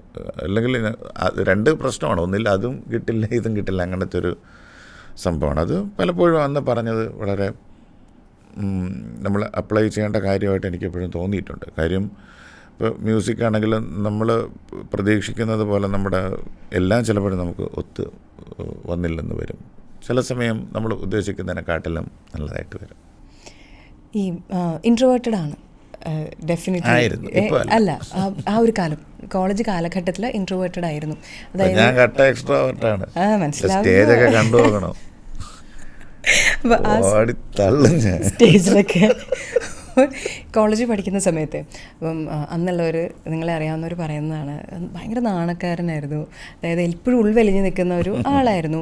അപ്പം അവനോട് മുന്നിൽ വരാൻ പറഞ്ഞാൽ പോലും ലജ്ജാവതി എന്നുള്ള പാട്ടിലെ ലജ്ജാവതിയെ മാറ്റി നിർത്തിയാൽ ലജ്ജ ഉള്ള ഒരാളായിരുന്നു. അപ്പം എനിക്ക് പലപ്പോഴും തോന്നിയിട്ടുണ്ട്, പണ്ട് നമ്മൾ ഇത്രയും കാര്യങ്ങളെക്കുറിച്ച് ഇൻഡെപ്തിൽ ചിന്തിക്കാൻ ശ്രമിക്കില്ലാത്തവരാണ്. ഇപ്പം പക്ഷെ ആലോചിക്കുമ്പോൾ ഒരാൾ അങ്ങനെ മുന്നോട്ട് വരുന്നില്ലെങ്കിൽ അതിന് പിന്നിലൊരു കാരണമുണ്ടോ? അതായത് മാറ്റി നിർത്തപ്പെടലുകൾ കൊണ്ടാണോ ഒരാൾ ഇൻട്രോവേർട്ടഡായി മാറുന്നത്? അല്ലെങ്കിൽ എന്തെങ്കിലും തരത്തിലുള്ള ഡിസ്ക്രിമിനേഷനിൽ നിന്നാണോ ഒരാൾ ഇൻട്രോവേർട്ടഡ് ആവുന്നത്? അത്തരം ഒരുപാട് ചോദ്യങ്ങൾ വരുന്നൊരു കാലഘട്ടത്തിലായതുകൊണ്ട് ഞാൻ ചോദിക്കുകയാണ്, അങ്ങനെ എന്തെങ്കിലും കാര്യം കൊണ്ടാണോ ആ ഒരു നാണം, ഒരു ഇൻട്രോവേർട്ടായിട്ടുള്ളൊരു ഇത് വന്നത്? അതോ? എൻ്റെ ഒരു അപ്ബ്രിങ്ങിങ് അങ്ങനെ ആയിരുന്നു. ആക്ച്വലി ഞാൻ പൊതുവേ പണ്ട് മുതലേ ഒരു വലിയൊരു ബിലീവറായിരുന്നു. അങ്ങനെ എന്താണ്, സാധാരണ ഒരു ക്രിസ്ത്യൻ ഫാമിലി പോലെ സന്ധ്യാപ്രാർത്ഥനയും ഇതൊക്കെ ഉള്ളൊരു സാധാരണ ഒരു നോർമൽ ഫാമിലി ആയിരുന്നു. അപ്പം ഞങ്ങളുടെ പ്രധാനപ്പെട്ട ആ ഒരു ഇതിനകത്ത് തന്നെ നിന്നിട്ടുള്ള പെരുമാറ്റമായിരുന്നു. പിന്നെ ഞങ്ങൾ കുറച്ച് ക്യാരക്ടർ ചേഞ്ചിലൊക്കെ വരുന്നത് യൂണിവേഴ്സിറ്റി കോളേജിലിട്ട് വന്നതിന് ശേഷമാണ്. അവിടുത്തെ പയ്യന്മാർ നല്ലൊരു മാർഗം എനിക്ക് കാണിച്ചു തന്നു. ഞാൻ നല്ലതായി യൂണിവേഴ്സിറ്റി കോളേജിൽ നിന്നൊക്കെ പഠിച്ചിറങ്ങിയപ്പോഴത്തേക്ക് നല്ല രസമായിരുന്നു, നല്ല ഇതായിരുന്നു. പിന്നെ അങ്ങനെ ഒത്തിരി കാര്യങ്ങൾ ലൈഫിൽ എന്താണെന്ന് മനസ്സിലാക്കാൻ പറ്റി. എങ്കിലും ഒരു ബേസിക്കായിട്ട് ഒരു എന്താണ്, കുറച്ചും ഇൻട്രോവേർട്ടായിട്ടുള്ളൊരു സ്വഭാവം മനസ്സിൽ അന്നും ഉണ്ടായിരുന്നു. കോളേജ് കഴിഞ്ഞ് കുറേയൊക്കെ വന്ന് ഈ ഫിലിമൊക്കെ വന്ന് വീണ്ടും ഈ സ്റ്റേജൊക്കെ ഒത്തിരി ചെയ്ത് തുടങ്ങിയതിന് ശേഷമാണ് അതായത് ഞാൻ എപ്പോഴും പറയും, ഞാൻ കോളേജിൽ ബാൻഡിൽ കീബോർഡ് വായിച്ചുകൊണ്ടിരിക്കുന്ന സമയത്ത് തന്നെ ഞാൻ അവിടുത്തെ സിംഗർ മാറിയിട്ട് ഞാൻ അവിടെ സബ്സ്റ്റിറ്റ്യൂട്ട് സിംഗറായി. അപ്പം ഞാൻ ബാൻഡ് ലീഡർ വന്ന് പറയും, നമുക്കിന്ന് വെളിയിൽ ഷോയാണ് എന്ന് പറയുമ്പോൾ ടെൻഷനാണ്. കാര്യം നമ്മുടെ ഹോട്ടലിലാണെങ്കിൽ നമ്മൾ വളരെ കംഫർട്ടബിളാണ് പാടാനൊക്കെ. മറ്റേത് ആൾക്കാരുടെ മുമ്പിൽ പോയി പാടുക, അതും സാധാരണ ഇങ്ങനെയൊക്കെ വെച്ച് പാടുന്നതല്ലല്ലോ, ഒരു സ്ക്രീം ചെയ്ത് പാടുന്ന പാട്ടുകളല്ല. അതൊക്കെ കാരണമുള്ള കുറേ പ്രശ്നങ്ങൾ ആ സമയത്തുണ്ടായിരുന്നു. ഇങ്ങനെ ഒരു കാര്യം ലൈഫിൽ അപ്ലൈ ചെയ്യാൻ വരുമെന്ന് ഞാൻ പ്രതീക്ഷിച്ചിട്ടേ ഇല്ല. ഇങ്ങനൊരു ഇത്രയും ആൾക്കാരെ ഫേസ് ചെയ്യേണ്ടി വരും, ഇല്ലെങ്കിൽ ഇത്രയും വലിയൊരു സ്റ്റേജിൽ ഇത്രയും ജനങ്ങളുടെ മുമ്പിൽ പാടണമെന്നുള്ള ഞാൻ സ്വപ്നേപ്പി ഞാൻ വിചാരിച്ചിരുന്നില്ല. അങ്ങനത്തെ ഒരു ലൈഫാണ് കിട്ടിയത്. പക്ഷേ ഞാൻ ഒത്തിരി ആൾക്കാരെ ഫേസ് ചെയ്ത് ഒരു ലൈറ്റിൻ്റെ ഫ്രണ്ടിൽ നിൽക്കുന്ന സ്വപ്നം കാണുമായിരുന്നു പണ്ടെപ്പോഴും. ഉള്ളിൻ്റെ ഉള്ളിൽ അങ്ങനെ ഉറങ്ങിക്കിടക്കുകയായിരുന്നു. ആ സമയത്ത് എല്ലാം കൂടെ ഉള്ള ഒരു സംഭവമാണ് ഞങ്ങളുടെ ആൽബങ്ങളിലൊക്കെ വന്ന ആദ്യത്തെ ആ സമയത്തുള്ളത്. 20 വർഷം മുമ്പുള്ള കാര്യമാണ് പറയുന്നത്. അതെ, ഈ ഇൻട്രോവേർട്ടഡ് ആയിട്ടുള്ള സ്വഭാവം പോലെ തന്നെയാണ് ഇപ്പം ജാസി ചേട്ടൻ്റെ വീടിനെ കുറിച്ച് ചോദിച്ചിട്ടുണ്ടെങ്കിലും ജെസ്സി നിങ്ങളുടെ ടൈറ്റിൽ മനസ്സിലായി, ഞാൻ ഇൻട്രോവേർട്ടായിരുന്നു. ഇതല്ലേ നിങ്ങൾ കൊടുക്കാൻ പോകുന്നത്? അല്ല, ശരി, തെറ്റിച്ചു. അങ്ങനെയല്ല, ഞാൻ എക്സ്ട്രോവേർട്ടാണ്. അത് പിന്നെ ഇപ്പം നമ്മൾ സ്റ്റേജിൽ നോക്കിയിട്ടുണ്ടെങ്കിൽ മൈ ഗോഡ്, ഈ മനുഷ്യനാണോ പണ്ടത്തെ ആളെന്ന് ചിന്തിക്കും. ഇൻ ജനറൽ ചേട്ടൻ്റെ വീടിനെ കുറിച്ച് പറയുകയാണെങ്കിൽ പെങ്ങളുണ്ടല്ലോ, ജെസ്സി ഗിഫ്റ്റ്. അവൾ ആക്ച്വലി മരണപ്പെട്ടു ഒരു 4-5 വർഷമായി. അപ്പം പക്ഷെ ഒരിക്കലും ഈ പറഞ്ഞ പോലെ ഒരു ഇൻട്രോവേർട്ട് സ്വഭാവം ചേട്ടൻ്റെ എല്ലാത്തിലും നമ്മൾ നോക്കുമ്പോൾ കാണും, യു ആർ വെരി പേഴ്സണൽ ആൾ, ഭയങ്കര പ്രൈവറ്റാണ്. വീടിനെക്കുറിച്ചോ വിശേഷങ്ങളെക്കുറിച്ചോ പറഞ്ഞ് നടക്കാത്ത, അത് വളരെ രഹസ്യമായി അത് മനഃപൂർവ്വം കീപ്പ് ചെയ്യുന്നതാണോ അതോ ഇറ്റ്സ് ജസ്റ്റ് അങ്ങനെ? ഞാൻ പേഴ്സണൽ കാര്യങ്ങൾ അങ്ങനെ ഹൈഡ് ചെയ്തിട്ടൊന്നുമില്ല, ഞാൻ മാക്സിമം പറയാറുണ്ട്. പക്ഷേ ഈ പറയുന്നത് പോലെ നമ്മുടെ ഇതിനകത്ത് നിൽക്കേണ്ട കാര്യങ്ങൾ ഞാൻ അങ്ങനെ അധികം പുറത്ത് പറയാറില്ല. അങ്ങനെ പുറത്ത് പറയാറെന്നുള്ള വേദികളില്ലാതില്ല. പക്ഷേ ഈ പറയുന്ന പോലെ ഞങ്ങളുടെ ഒരു സൗഹൃദ കൂട്ടായ്മകളിൽ ഞങ്ങളെല്ലാം വിളമ്പാറുണ്ട്. അല്ലാതെ പ്രത്യേകിച്ച് നമ്മുടെ അദ്ദേഹം പറഞ്ഞതുപോലെ നമ്മൾ എന്താണ് പാടുന്നതെന്ന്, സിനിമയിൽ എന്താണ് ചെയ്യുന്നതെന്ന് എല്ലാവരെയും അറിയിക്കുകയാണല്ലോ നല്ല കാര്യം. ഞാനിപ്പോൾ ഇൻസ്റ്റയിലാണെങ്കിൽ ഞാൻ അങ്ങനെ ഡെയിലി റൂട്ടീനൊന്നും അങ്ങനെ അധികം പോസ്റ്റ് ചെയ്യാറില്ല. ഷോസ് ഉണ്ടെന്നും ഇല്ലെന്നും എല്ലാം ഷോ കഴിഞ്ഞിട്ടൊക്കെ ചെയ്യാറുണ്ട്. ഞാൻ പൊതുവേ കുറച്ച് കാര്യങ്ങൾ ഹൈഡ് ചെയ്ത് വെക്കാറുണ്ട്. ഇപ്പം പെങ്ങളുടെ കാര്യം എനിക്കറിയത്തില്ലായിരുന്നു, സോറി. അങ്ങനെ ഒരു നഷ്ടം കൂടി അതിനിടയിൽ. അപ്പം അപ്പനും നഷ്ടപ്പെട്ടിട്ടുണ്ട്. ഈ വീട് ഞാൻ മനസ്സിലാക്കിയിടത്തോളം ഒരു ക്രിസ്ത്യൻ ഒരു ട്രഡീഷണൽ വീട് എന്ന് പറയുമ്പോൾ വളരെ ക്ലോസ് ആയിട്ടുള്ള ഒരു ഇതാണ് എൻ്റെ മനസ്സിലേക്ക് വരുന്നത്. ഞാൻ അങ്ങനെ ഒരു വീട്ടിൽ നിന്നാണ് വരുന്നത്. അപ്പം ഈ കരിയറിൻ്റെ തുടക്കത്തിലാണെങ്കിലും ജീവിതത്തിലാണെങ്കിലും ഫാമിലി ഭയങ്കര സപ്പോർട്ടീവായിട്ട് കൂടെ നിൽക്കുന്നൊരു അങ്ങനത്തെ ഒരു ഫാമിലി ആയിരുന്നല്ലോ. അപ്പം ഈ വളരാനായിട്ടുള്ള അപ്പൻ്റെ ഒരു ഹെൽപ്പ് ജീവിതത്തിൽ വലിയൊരു പങ്കായിരുന്നു. അതുപോലെ പെങ്ങളും ഒരു വല്ലാത്തൊരു വിടവ്, അങ്ങനെ ഒരു തീർച്ചയായിട്ടും അതുണ്ട്. അത് എന്തായാലും നഷ്ടം തന്നെയാണ്. പിന്നെ അവരുടെയൊക്കെ ഒരു ഇത് നമ്മുടെ മനസ്സിലെപ്പോഴും ഉണ്ട്. എല്ലാ ചിന്തകളിലും അവരുടെ ഇതുണ്ട്. അത് കാരണം ഫ്രണ്ടിലോട്ട് പോകുന്നുണ്ട്, അത്രയേ ഉള്ളൂ. ചേട്ടൻ്റെ കല്യാണം അത് സാധാരണ നമ്മളൊരു 20s നമ്മൾ എൻ്റെ കനിയൻ 26 വയസ്സായപ്പോൾ അമ്മ അതെ ഇപ്പം കെട്ടണം, ഇനി മുന്നോട്ടില്ല ആകുമ്പോൾ മൈൻഡ് ചെയ്തില്ല. 30 അമ്മ പറഞ്ഞു, മോനെ ഇനി നീ കാത്തിരുന്നാൽ എല്ലാ പെണ്ണുങ്ങളും കെട്ടിപ്പോകുന്നൊക്കെ പറഞ്ഞ് ഭീഷണിപ്പെടുത്തിയിട്ട്. അപ്പോൾ അവനും ഹി വാസ് നോട്ട് റെഡി. പക്ഷേ അമ്മയുടെ ആ നിർബന്ധത്തിലെല്ലാം അവൻ്റെ ആ കല്യാണ സമയത്ത് നടക്കുന്നത്. Now he is really happy. പക്ഷേ ഇറ്റ് ഹാപ്പൻ. അപ്പോൾ ചേട്ടനെ കുറിച്ച് പറഞ്ഞാൽ വളരെ പക്വമായൊരു പ്രായത്തിലേക്ക് വരുമ്പോൾ ആണ്, ഒരു 37 ആ ഒരു സമയത്താണ് ചേട്ടൻ കല്യാണം കഴിക്കുന്നത്. അപ്പം ഇത് എൻ്റെ അമ്മയുടെയൊക്കെ പോലെ ഇനി നീ കെട്ടാതെ നടക്കാൻ പറ്റത്തില്ല ആണോ, അതോ ഐ എം മെച്യൂർഡ് ഇനഫ് എനിക്ക് എന്നുള്ളൊരു സമയം, അതുകൊണ്ടാണ് ആ ഒരു സമയം? ഈ ലജ്ജാവതി ഇറങ്ങിയിട്ട് ഒരു 10 വർഷം എന്താണ് നടന്നത് എനിക്കൊരു ഐഡിയ ഇല്ല. എനിക്ക് ഒത്തിരി ഫ്രണ്ട്സ് ഉണ്ടായിരുന്നു, ഒത്തിരി പേരുമായിട്ട് എനിക്ക് ഫ്രണ്ട്ഷിപ്പ് ഉണ്ടായിരുന്നു. അപ്പോഴത് കാരണം യഥാർത്ഥത്തിൽ ഇങ്ങനെ ഒരു പ്രധാന ഒരു മെയിനായിട്ടുള്ള ഒരു സംഭവത്തിലോട്ട് പോകണമെന്ന് അങ്ങനെയല്ലായിരുന്നു. ഇന്നാണെങ്കിൽ അതിനെക്കാട്ടി സമയം എടുത്തേനെ സത്യം പറഞ്ഞാൽ. ഇന്നിപ്പോഴെല്ലാം അറിയാമല്ലോ, ഇന്നിപ്പോൾ എല്ലാവരും സ്വതന്ത്രമായിട്ട് ജീവിക്കാൻ ആഗ്രഹിക്കും. ഇന്നൊക്കെയാണ് ഈ പാട്ടിറങ്ങിയെങ്കിൽ കല്യാണം കഴിക്കുമ്പോൾ ഒരു 60 വയസ്സെങ്കിലും ആവും. ഞാൻ അന്നായതുകൊണ്ട് ഞാനൊരു 10 വർഷത്തിനുള്ളിൽ കിട്ടിയെന്ന് പറയാം. ഇന്ന് ഇറങ്ങണമായിരുന്നു ആ പാട്ടെന്നാണ് ഞാൻ ഇപ്പോൾ ആലോചിക്കുന്നത്. ഇപ്പോഴത്തെ ഈ യൂത്തിനെ കാണുമ്പോഴും അവരുടെ ഒരു എന്താണ് എക്സ്പ്രഷനിസം കാണുമ്പോഴും സത്യം പറഞ്ഞാൽ, പിന്നെ വീണ്ടും അവരുടെ ഇടയ്ക്ക് എനിക്ക് ഈ പാട്ട് കൊണ്ടെങ്കിലും ഇങ്ങനെ പ്രസൻറ്റ് ആവാൻ പറ്റുന്നുണ്ടെന്ന് പറയുമ്പോൾ വലിയൊരു സന്തോഷമാണ്. അവരുടെ വൈബ് കാണാൻ പറ്റുന്നെന്നുള്ള ഇതാണ്. എന്നെ ചേട്ടൻ ഞെട്ടിച്ചുകൊണ്ടിരിക്കുകയാണ്. ഞാൻ വിചാരിച്ചത് എന്താണെന്നറിയോ, രേണു വളരെ പക്വമായൊരു പ്രായത്തിൽ എനിക്ക് മനസ്സിലായി എനിക്കൊരു കൂട്ട് വേണം, ജീവിതത്തിൽ ഞാൻ ഒറ്റപ്പെട്ടു പോകും എന്നുള്ളൊരു ചിന്ത. ഞാൻ ചിലപ്പോൾ കല്യാണമേ കഴിക്കത്തില്ലായിരുന്നു എന്ന് സത്യം പറ. അതുവരെ നിങ്ങൾ 60 വയസ്സെന്ന് പറഞ്ഞതിൽ അതുവരെ അടങ്ങിയിട്ടില്ലായിരുന്നോ? ഞാൻ ഇന്നൊക്കെയാണ് ഈ പാട്ടിറങ്ങിയെന്നെങ്കിൽ പൊളിച്ചേനെ. അതാണ് എൻ്റെ ഒരു ഐഡിയ. എൻ്റെ ചേട്ടാ, അന്ന് ആ പാട്ട് ഇറങ്ങിയപ്പം നമ്മുടെ നാട് പൊളിഞ്ഞ പോലെ പിന്നൊരു പാട്ടിന് പൊളിക്കാൻ പറ്റിയിട്ടില്ല. ചേട്ടന് തന്നെ അറിയാം. ഈ ഇത്രയും വർഷങ്ങൾക്കിപ്പുറവും ലജ്ജാവതി എന്നും പറഞ്ഞ് ആളുകൾ ആ ഹൈപ്പ് തരുന്നുണ്ട്. ഞങ്ങളുടെ കോളേജിലൊക്കെ ഉണ്ടല്ലോ, അന്ന് ആ ചിത്രഗീതം വരുമ്പോൾ അല്ലെങ്കിൽ അന്നത്തെ TV യിൽ പുതിയ പ്രോഗ്രാംസ് വരുന്ന സമയത്ത് ഇതാണ് എല്ലാവരും ഡാൻസ് ചെയ്യുന്നത്, ഈ പാട്ട് എല്ലാവരും പാടുന്നത് ഈ പാട്ട്. ഒരാൾ ലജ്ജാവതി കഴിഞ്ഞിറങ്ങുമ്പോൾ അടുത്തയാൾ ലജ്ജാവതി റിപ്പീറ്റിൽ ഇത് കേട്ടുകൊണ്ടേയിരുന്ന പാട്ടാണ്. സോ യു ഡിഡ് വെൽ അതിൽ. അപ്പോൾ ഈ 30s ശേഷം എല്ലാവരും പറയും ലൈഫ് ചേഞ്ചസ്. നമുക്ക് ഒരു മൈൽ സ്റ്റോൺ, 30s ഒരു മൈൽ സ്റ്റോൺ, 40s ഒരു milestone. It matures U.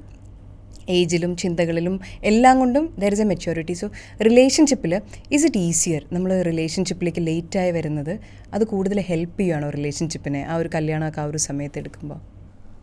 അത്ര നമ്മൾ ഉദ്ദേശിക്കുന്ന ലെവലിൽ നമ്മൾ തന്നെ അത് പരുവപ്പെടുത്തി എടുക്കണമെന്നാണ് എനിക്ക് തോന്നിയിട്ടുള്ളത്. കാര്യം എന്ന് വെച്ചാൽ നമ്മൾ എൻറ്റയർലി വേറൊരു സോണിലായിരിക്കും ഇതിനു മുമ്പ്. ഇത് കഴിയുമ്പോഴത്തേക്ക് കുറച്ച് നാൾ നമ്മൾ വേറൊരു സോണിലാവും, വീണ്ടും തിരിച്ച് നമ്മൾ പഴയ സോണിലോട്ട് പോകും. അപ്പോൾ ഇതിനിടയ്ക്ക് നിന്ന് ഇത് മെയിൻറ്റെയിൻ ചെയ്യുക എന്ന് പറഞ്ഞാൽ ഒരു റിസ്ക് ഫാക്ടർ അതിനകത്തുണ്ട്. എനിക്ക് തന്നെ അറിയാമെന്നുള്ള കല്യാണം കഴിഞ്ഞ് മ്യൂസിക് ഇൻഡസ്ട്രിയിൽ നിൽക്കുന്ന ഒത്തിരി പേരെനിക്കറിയാം. ഒത്തിരി കാര്യങ്ങൾ അവർ ഷെയർ ചെയ്യാറുണ്ട്.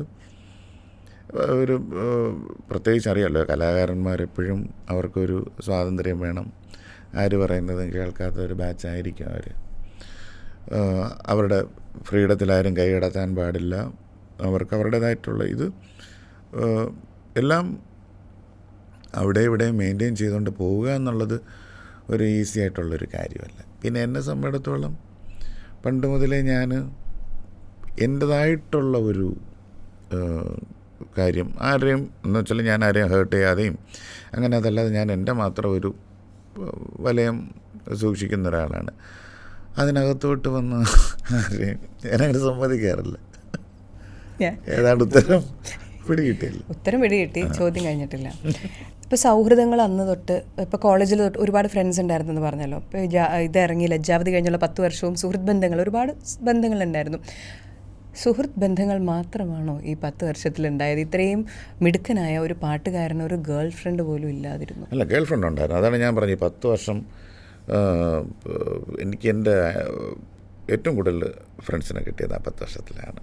ആ പേരൊന്നും പറയാൻ പറ്റില്ല, മോശമല്ലേ? ചോദിക്കാത്ത എന്നോട് എനിക്കറിയില്ല ഇങ്ങനത്തെ നിഷ്കളങ്കമായ ചോദ്യങ്ങൾക്ക് ഇത്തരം കണ്ണിങ് ആയിട്ടുള്ള ഉത്തരങ്ങൾ. ഒരു സർപ്രൈസ് ഞാൻ പറഞ്ഞുതരാം. ഞാൻ നേരത്തെ എൻ്റെ ഒരു ഫ്രണ്ട് ഉണ്ടായിരുന്നു. ഞാൻ കുറേ നാളുകൾക്ക് ശേഷം ഓസ്ട്രേലിയയിൽ പോയപ്പോഴത്തേക്ക് ആദ്യമായിട്ട് ഞങ്ങൾ കാണുക ആ സമയത്ത്. അപ്പോഴത്തേക്ക് ഒരു ഷോയിൽ ഇപ്പോഴും കാണാൻ പറ്റി. പേരൊന്നും ഞാൻ പറഞ്ഞില്ലെങ്കിലും കാണുമ്പോഴറിയാൻ പറ്റും. അങ്ങനെ കുറേ സർപ്രൈസ് ഇതിനകത്തുണ്ട്. എന്താണ് ആ സമയത്തെ ഫ്രണ്ട്ഷിപ്പും ഈ ഇത്രയും സമയം കഴിഞ്ഞിട്ടും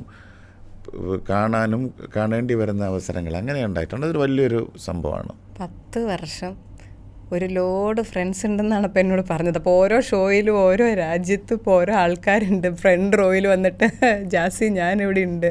ഞാൻ വളരെ അടങ്ങി ഒതുങ്ങി സംസാരിച്ചുകൊണ്ടിരിക്കുമ്പോൾ ഈ രഹസ്യങ്ങളെല്ലാം എന്നെ കൊണ്ടിങ്ങനെ അങ്ങനെയല്ല. ഞാൻ വളരെ പോസിറ്റീവായിട്ടാണ് കാണുന്നത്. ഈ പറയുന്നത് ഈ നേരത്തെ ചോദിച്ച ക്വസ്റ്റ്യൻ ആൻസർ എന്ന് വെച്ചാൽ ഈ വർഷം ഈ 30 ആ സമയം വരെ എന്തുകൊണ്ട് റിയലൈസ് ചെയ്തില്ല, അതായിരുന്നില്ല ക്വസ്റ്റ്യൻ. അത് ആ സമയത്ത് സത്യം പറഞ്ഞാൽ ഇതെങ്ങനെ പാച്ചപ്പ് ആകുമെന്നുള്ളൊരു സംഭവം നമുക്ക് എപ്പോഴും മനസ്സിലുണ്ടായിരുന്നു. ഇപ്പം അറിയാമല്ലോ, പല ഐഡിയോളജിയിൽ നിന്ന് വരുന്നവരായിരിക്കും. അപ്പം അങ്ങനത്തെ ഒരു സംഭവമാണ്. ഇനി കല്യാണത്തിലേക്ക് വരുമ്പോഴും അതുല്യ അല്ലേ? അപ്പം അറേഞ്ച്ഡ് മാരേജ് ആയിരുന്നില്ലേ? അപ്പോൾ ഈ നോക്കിയിട്ടാണോ എനിക്കൊരു PhD ഉണ്ട്, ഞാനൊരു PhD ഉള്ളവളെ കല്യാണം കഴിക്കും, IT PhD ഒക്കെ ഉള്ള ഒരാളെ അല്ലേ കല്യാണം കഴിച്ചത്? എഡ്യൂക്കേഷൻ വേണമെന്ന്, എഡ്യൂക്കേറ്റഡ് ആയിട്ടുള്ള ഒരാൾ ആയിരിക്കണമെന്നുള്ളൊരു ആഗ്രഹം ഉണ്ടായിരുന്നു. അത് തന്നെയായിരുന്നു പ്രധാനമായിട്ട് ഉള്ളത്. അത് തന്നെയാണ് എൻ്റെ ഒരു മെയിൻ കാര്യം. ഇനി നമ്മൾ നമ്മുടെ ലൈഫിലേക്ക് വരുമ്പോൾ ഇപ്പോൾ ചുറ്റുമുള്ള ആളുകളിലേക്കൊക്കെ നമ്മൾ നോക്കുന്ന സമയത്ത് ഇപ്പം ചേട്ടൻ്റെ തന്നെ പല ഇൻസിഡൻസ് നമ്മൾ പലപ്പോഴായിട്ട് കണ്ടിട്ടുണ്ട്. ഇപ്പോൾ ആ സ്റ്റേജിൽ നിന്ന് മൈക്ക് പിടിച്ചു വാങ്ങിയ ഒരു സമയത്താണെങ്കിലും ചിലപ്പോഴൊക്കെ മോട്ടിവേഷൻസ് കാണുമ്പോൾ നമുക്ക് ഇത് ശരിക്കും മോട്ടിവേഷനാണോ എന്ന് തോന്നുന്ന സംഭവങ്ങളുണ്ട്. അതായത് ഇത് സംഭവിച്ച സമയത്ത് ഓൺലൈനിലും മീഡിയയിലും എല്ലാം ചേട്ടന് ഭയങ്കര സപ്പോർട്ടായിരുന്നു എല്ലാവരും. പക്ഷേ അതിലെല്ലാം വന്ന ചില തലക്കെട്ടുകളിത് കറുത്ത മുത്ത് എന്നെല്ലാം പറയുമ്പോൾ even though it's a motivating thing, അതിന് വേറൊരു ഫ്ലേവറും കൂടി ഉണ്ട്. ഇപ്പോൾ ഇത് കണ്ടു കഴിയുമ്പോൾ ചേട്ടനും ഇപ്പോൾ സയനോരയൊക്കെ അങ്ങനത്തെ കാര്യങ്ങളെ കുറിച്ച് പറയുന്നുണ്ട്. ഈ ജീവിതത്തിൽ ഇത്തരം ആ ഒരു സമയത്ത് അല്ലെങ്കിൽ അങ്ങനെ അല്ല, കറുത്ത മുത്തെന്ന് പറയുമ്പോൾ സന്തോഷമാണ്. ഈ മുത്തെന്നുള്ളതെങ്കിലും ഉണ്ടല്ലോ. പണ്ട് ഈ മുത്തേ ഇല്ലായിരുന്നു ഞങ്ങളുടെയൊക്കെ സമയത്ത്. ആ സമയത്തൊക്കെ വേറെ എന്തൊക്കെയോ വിളിക്കുമായിരുന്നു അവർക്ക് തോന്നുമല്ലേ. കറുത്ത മുത്തെന്ന് പറയുമ്പോഴത്തേക്ക് ആക്ച്വലി ഇപ്പോഴും സന്തോഷമാണത്. അങ്ങനെ ഇപ്പോൾ പിന്നെ ഡെഫിനിഷന് മാറി വന്നു, അറിയാമല്ലോ. ഇപ്പോൾ ഈ എന്താണ് ബാക്കിയുള്ള ചിന്തകൾക്കാണെങ്കിലും അന്ന് കുറച്ചുകൂടെ ഉണ്ടായിരുന്നു. ഇന്ന് ഡെഫിനേഷൻസ് മാറി എന്നുള്ളതും എല്ലാവരും ഓപ്പണായിട്ട് പുറത്ത് കാര്യങ്ങൾ പറയാനും തുടങ്ങി എന്നുള്ളത് അപ്രീഷിയേറ്റ് ചെയ്യേണ്ട ഒരു കാര്യമായിട്ട് എനിക്കെപ്പോഴും തോന്നിയിട്ടുണ്ട്. അപ്പോൾ നമ്മളെ ഹർട്ട് ചെയ്യുന്നുണ്ടോ എന്ന് ചോദിച്ചു കഴിഞ്ഞാൽ അറിയാമല്ലോ, ഇത് നമ്മൾ ഒത്തിരി ഇത് കടന്ന് വരുമ്പോഴത്തേക്ക് പിന്നെ ഒരു സ്റ്റേജ് ആകുമ്പോഴത്തേക്ക് പിന്നെ നമുക്ക് അതൊരു എന്താണ് ഈസി ആയിട്ട് എടുക്കാമെന്നുള്ളതേ ഉള്ളൂ. പിന്നെ ഒരു സമയത്ത് നമ്മൾ പല സമയങ്ങളിലും നമുക്ക് നെഗറ്റീവായിട്ടുള്ള സംഭവങ്ങൾ നമ്മളെ വീണ്ടും ഫ്രണ്ടിലേക്ക് പോകാനായിട്ടൊരു ഊർജ്ജം തരുമെന്ന് പറയുന്നത് വളരെ കറക്റ്റായിട്ട് എപ്പോഴും തോന്നിയിട്ടുണ്ട്. അപ്പോൾ ഒന്നിനും നമ്മളെ പിടിച്ചു നിർത്താൻ പറ്റില്ല, അതൊരു ഫാക്റ്റാണ്. ഇതിൽ 2 കാര്യങ്ങളുണ്ട്. ഒന്ന്, ഇന്നലെ ഞാൻ ഇൻസ്റ്റഗ്രാമിൽ വായിച്ചൊരു പോസ്റ്റാണ്. അപ്പം അയാൾ എഴുതിയിരിക്കുന്നതാണ്. അയാളൊരു സ്ഥലത്ത് നിൽക്കുമ്പോൾ അടുത്തുള്ള കുട്ടിയുടെ അടുത്ത് അയാൾ ചിരിച്ച് സംസാരിക്കുക കൊച്ചിൻ്റെ അടുത്ത്. കൊച്ചൊരൊറ്റ കരച്ചിൽ. അപ്പോൾ കൊച്ചിൻ്റെ അമ്മ അയാളുടെ അടുത്ത് പറഞ്ഞു അവൾക്ക് നിറം കുറഞ്ഞവരെ പേടിയാണ്. ഓക്കെ, അപ്പോൾ ആ കുട്ടി കരഞ്ഞു. അപ്പോൾ അതെന്തുകൊണ്ടാണ്, അതിൻ്റെ സൈക്കോളജി ഒന്നും എനിക്കത് മനസ്സിലാക്കാൻ, I am not a psychologist, എനിക്ക് മനസ്സിലായില്ല. പക്ഷേ ഐ ഫെൽറ്റ് വെരി ബാഡ്. അത് കേട്ട് കഴിയുമ്പോൾ ഇപ്പം പണ്ട് തൊട്ട് ഇപ്പം എൻ്റെ തന്നെ എനിക്കറിയാവുന്ന നിറം കുറഞ്ഞ ആളുകൾ പറഞ്ഞിട്ടുള്ളൊരു കാര്യമാണ്, എനിക്ക് എപ്പോഴും വീട്ടിൽ അവൾക്ക് നിറമുണ്ട്, ചേച്ചിക്ക് നിറമുണ്ട്, അനിയന് നിറമുണ്ട്. അപ്പം ഇത് കേട്ട് കഴിയുമ്പോൾ ഇപ്പം കുട്ടി ഉണ്ടാകുന്ന സമയത്താണെങ്കിലും എൻ്റെ ഹസ്ബൻഡിൻ്റെ ഫാമിലിയിൽ ഞങ്ങൾ ഇച്ചിരി കളറിന് വ്യത്യാസങ്ങളുണ്ട്. അപ്പം അന്ന് എപ്പോഴും ചോദിച്ചുകൊണ്ടിരുന്നൊരു കാര്യം, എന്ത് നിറമായിരിക്കും ഇത് എല്ലാം ഡിസ്ക്രിമിനേഷൻ. അപ്പം ചേട്ടൻ വരുന്ന സമയത്ത് ഇത്രയും ടാലൻ്റ് ഉണ്ടെങ്കിലും ഇത്തരം ഡയലോഗുകൾ എന്തെങ്കിലും ചെറുപ്പം തൊട്ട് കേട്ടിട്ടുണ്ടോ? തീർച്ചയായിട്ടും കേൾക്കേണ്ടി വന്നിട്ടുണ്ട്, ഇല്ല നമുക്കൊരിക്കലും പറയാൻ പറ്റില്ല. പക്ഷേ കേൾക്കുന്നത് നമ്മൾ റിയാക്ട് ചെയ്യാനോ ഒന്നും ചെയ്യില്ല. നമ്മൾ മാക്സിമം നമ്മൾ ഒഴിഞ്ഞു മാറിയിട്ടേ ഉള്ളൂ. എനിക്ക് തോന്നി ഈ സയ ആക്ച്വലി ഒരു കവിത എന്തോ ഇന്നലെ പോസ്റ്റ് ചെയ്തിരുന്നു. അത് ഇന്നത്തെ പോലെ നമുക്കന്ന് റിയാക്ട് ചെയ്യാനോ പറ്റിയിട്ടില്ല. അതുകൊണ്ട് ആ സമയം മുതലേ ഞാൻ ഈ പറയുന്നത് പോലെ ഞങ്ങൾ ഒത്തിരി നമുക്ക് മോട്ടിവേഷൻ തന്നുകൊണ്ടിരുന്ന ആൾക്കാരെല്ലാം ഞങ്ങൾ വെളിയിലത്തെ ആർട്ടിസ്റ്റുകളെയും മ്യൂസീഷ്യൻസിനെയൊക്കെ ഞങ്ങൾ ആ സമയത്തേ കൊണ്ടു കിടക്കും. എപ്പോഴും പറയും, ഇഷ്ടപ്പെട്ട ആക്ടറാരടാ, ഡെൻസൽ വാഷിങ്ടൺ, ജെയ്മി ഫോക്സ്, പാട്ടുകാരനാരുടെ മൈക്കിൾ ജാക്സൺ, അപ്പോൾ പിന്നെ ഷാഗി. അപ്പോൾ ഈ പറയുന്നത് പോലെ നമ്മൾ മോട്ടിവേറ്റഡ് ആകുന്നത് ഇപ്പം ജെയ്മി ഫോക്സിൻ്റെ കണ്ട് അദ്ദേഹത്തിൻ്റെയും ഡെൻസലിൻ്റെയൊക്കെ കണ്ട് നമുക്ക് കിട്ടുന്ന എനർജി അത് ചെറുതല്ല. അതൊരിക്കലും അവർ വെളിയിലുള്ളവരാകൊണ്ട് മാത്രമല്ല, അവർ പകർന്നു തന്നിരുന്നൊരു ഊർജം സത്യത്തിൽ ഭയങ്കര ഹെൽപ്ഫുള്ളായിട്ടുണ്ട്. കാര്യം നമുക്ക് അങ്ങനെ പറയാനോ ഇത് ഇപ്പോഴത്തെ കാര്യമല്ല, ഞാനൊരു 20 വർഷം മുമ്പുള്ള സംഭവം കണക്ക് കൂട്ടിയാൽ മതി. തീർച്ചയായിട്ടും അങ്ങനത്തെ ഉള്ളൊരു മാറ്റി നിർത്തലുകൾ എന്നെനിക്ക് പറയാൻ പറ്റില്ല. കാര്യം ഞാൻ ഒന്നും തിരക്ക് അങ്ങോട്ട് പോയിട്ടില്ല. അതുകൊണ്ട് ഞാൻ കിട്ടാത്ത സ്ഥലങ്ങൾ ഞാൻ സ്വയം മാറുകയായിരുന്നു പണ്ടൊക്കെ ചേരുന്നത്. പക്ഷേ ഈ പറഞ്ഞതുപോലെ ഒരു ഒരു ഡിവിഷൻ ഫീൽ ചെയ്തിട്ടുണ്ട്. അതൊരിക്കലും ഇല്ല നമുക്ക് പറഞ്ഞും മാറാൻ പറ്റില്ല. അത് കറക്റ്റ് തന്നെയാണ്. ഈ ഡിവിഷൻ ഫീൽ ചെയ്യുമ്പോൾ ചേട്ടൻ പറഞ്ഞൊരു കാര്യം, അതായിരുന്നു എനിക്ക് രണ്ടാമത് അറിയാൻ ആഗ്രഹമുള്ളൊരു കാര്യം. നമ്മളെ ഒന്നെങ്കിൽ ഈ ചുറ്റുമുള്ളവരെ നമ്മൾ മൈൻഡ് ചെയ്യരുത്, സമൂഹം ഒന്നുമല്ല എന്ന് പറയുമെങ്കിലും ഈ പറയുന്ന വാക്കുകൾ കൊണ്ട് നമ്മൾ മുകളിലോട്ടോ താഴോട്ടോ മാറിയോ, ചേട്ടൻ പറഞ്ഞ പോലെ അവിടെ അത്തരം സ്ഥലങ്ങളിൽ നിന്ന് മാറി നിന്നിട്ടുണ്ടെന്ന് പറഞ്ഞു. ഇത് വരുന്നത് ഒരു പക്ഷേ യു വെയർ ഓൾറെഡി ഇൻട്രോവേർട്ടഡ്, അധികം ആളുകളുടെ മുന്നിൽ വരാത്ത ഒരാളായിരുന്നു. ഒരു പക്ഷേ ഇത് കുറച്ച് കാലം കൂടി ആ ഒരു ഞാൻ മാറി നിന്നേക്കാം എന്നുള്ള കോൺസെപ്റ്റിലേക്ക് ചേട്ടനെ എത്തിച്ചിട്ടില്ലേ?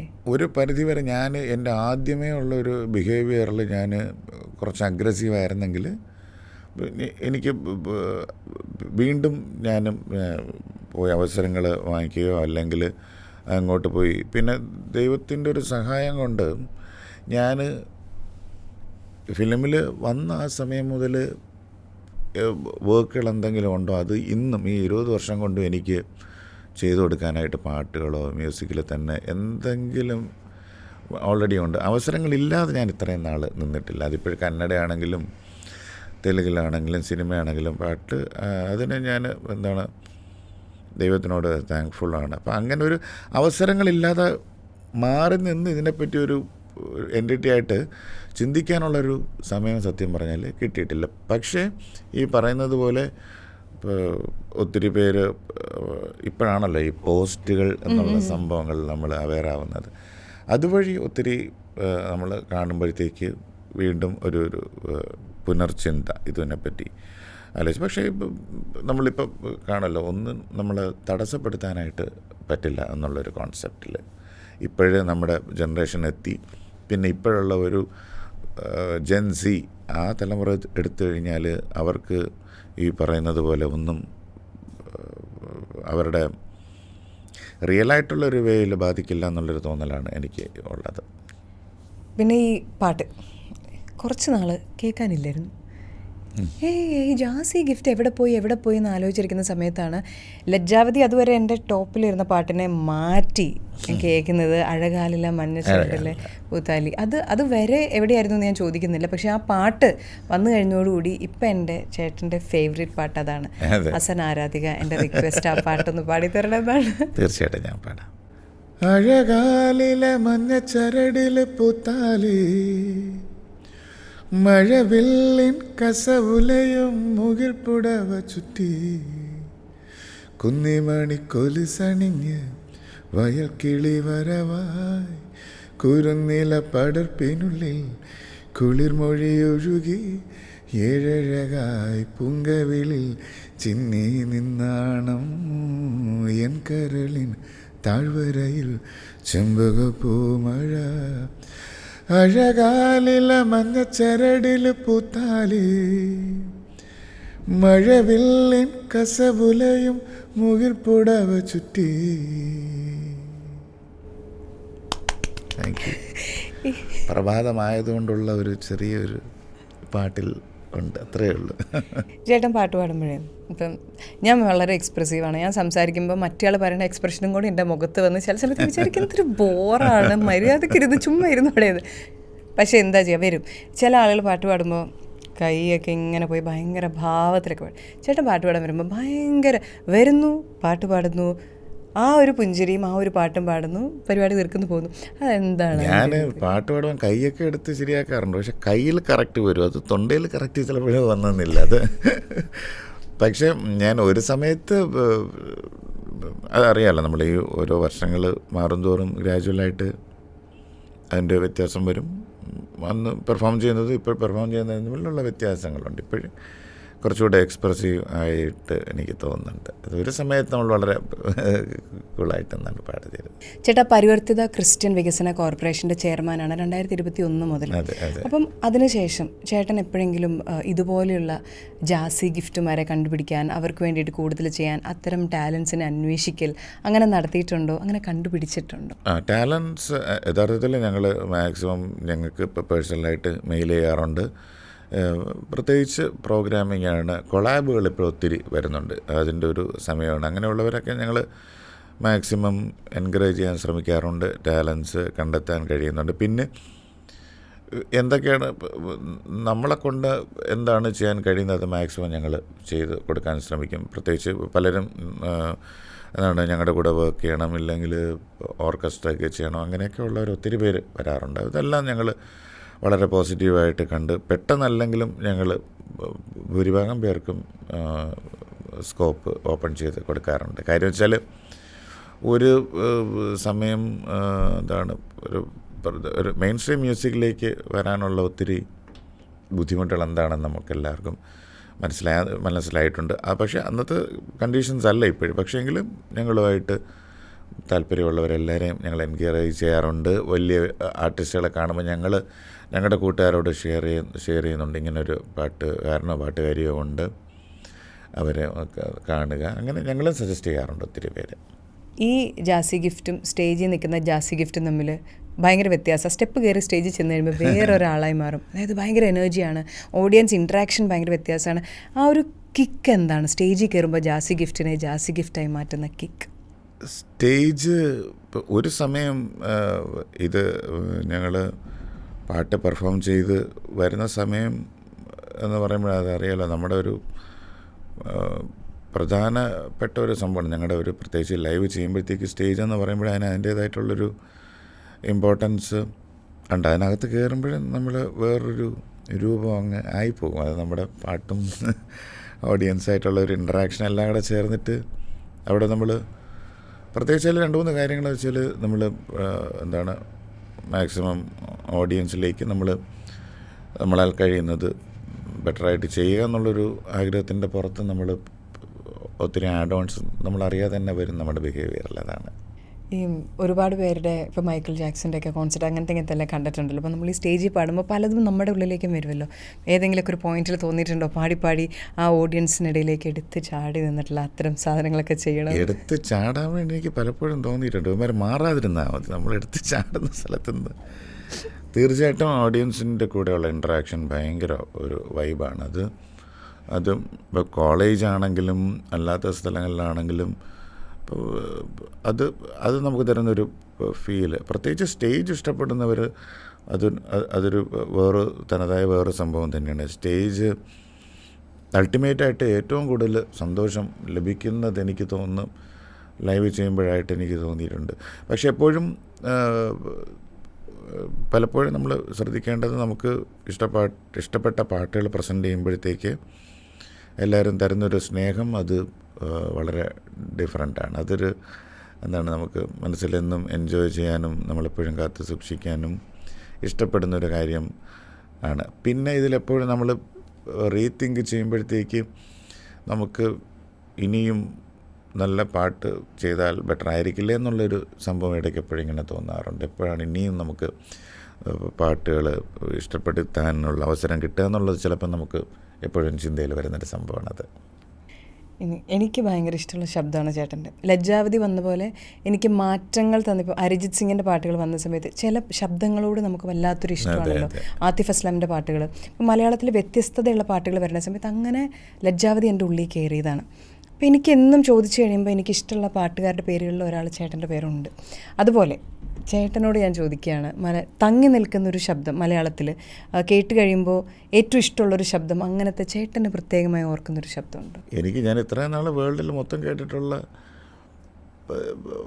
സൗണ്ടുകളിൽ തന്നെ എനിക്ക് ഏറ്റവും ഇഷ്ടപ്പെട്ട ഒരു 10 വോയിസ് എടുത്താൽ അതിൽ പ്രധാനം നമുക്ക് എല്ലാ മലയാളികൾക്കും ഒരുപോലെ തന്നെയാണ്. ദാസാറിൻ്റെ വോയിസ് തന്നെയാണ് എനിക്ക് ഏറ്റവും പണ്ട് പോലെ അതറിയില്ല, ഞങ്ങളുടെ കുഞ്ഞുനാൾ മുതലേ കേട്ട് വളർന്ന ആ വോയിസിലാണ്.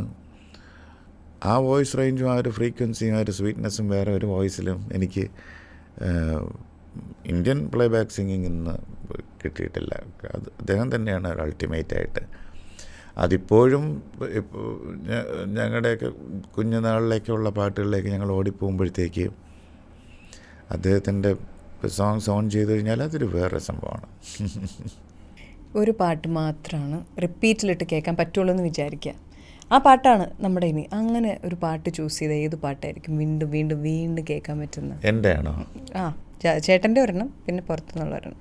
എൻ്റെ പല സമയത്ത് ഉള്ള ഐഡിയാസ് ഇങ്ങനെ പല സമയത്ത് ഞാൻ പല മ്യൂസിക്കിലോട്ട് എപ്പോഴും പോകും. അത് ഒരു സമയം ഇങ്ങനെ ഒരു സാധനം ഇങ്ങനെ കറങ്ങിക്കൊണ്ടിരിക്കും, വേറെ സമയം. ചില സമയങ്ങളിൽ ഒരു പാട്ട് ഇഷ്ടപ്പെട്ട് കഴിഞ്ഞാൽ ഞാൻ കുറേ പ്രാവശ്യം ഇട്ട് കേൾക്കും.